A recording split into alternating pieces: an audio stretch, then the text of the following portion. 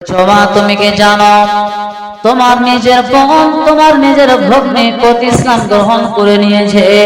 মুহাম্মদ তুমি মারবে কি করে তোমার বোন তোমার ভগ্নী প্রতি এরা নিজেরাই মুহাম্মদ ধর্মকে কবুল করে নিয়েছে বলে ঠিক নাকি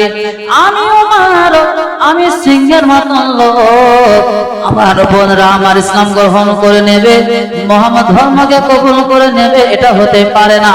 এটা কোনো মতে মেনে নিতে পারবো না এবার হযরত ওমর তার নিজের বোনের বাড়িতে চলে গেল দেশে দরজাতে ঠকঠকা দিয়েছে গুন গুন গুন গুন গুন গুন করে কি শব্দ শোনা যাচ্ছে বলছে দরজা খোলো দরজা খুলে তার বলছে কি আর তোমরা নাকি বলে মুহাম্মদ ধর্মকে কবুল করে নিয়েছো ইসলাম ধর্ম কবুল করেছে বলে হ্যাঁ আমাকে ভালো লেগেছে পছন্দ হয়েছে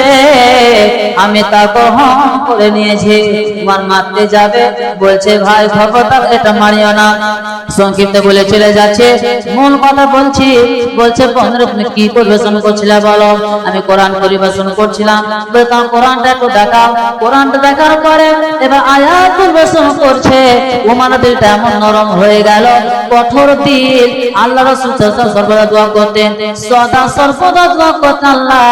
তুমি ওমর বিন খাত্তাব আবু জাহেল বিন হিশাম এই দুইটা লোকের মধ্যে তুমি ইসলাম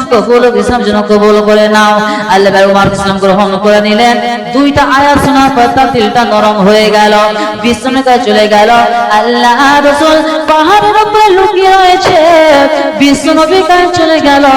আল্লাহ রাসূল দেখেন দূর থেকে চলে আসে বলে ওমর যদি ইসলাম গ্রহণ করে নিয়ে কাজে ঠিকই আছে যে নবীজিকে মারার জন্য নিয়ত করে আসে আমি তাকে দুনিয়া থেকে বিদায় করে দেব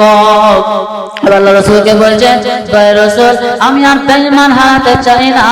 আমি বেঈমান হারাতে আমি জীবন যাপন করতে চাই না আমি এখন আল্লাহ ওয়ালা হয়ে যাব আমাকে কালেমা পড়ে মুসলমান বানিয়ে দে ওমর ইসলাম গ্রহণ করে নিলেন অনেকে হেদায়েত পেল অনেকে হয়তো পেল না অনেকগুলো কথা বলার আছে যদি সময় দেন তো বলবো না তো বলা যাবে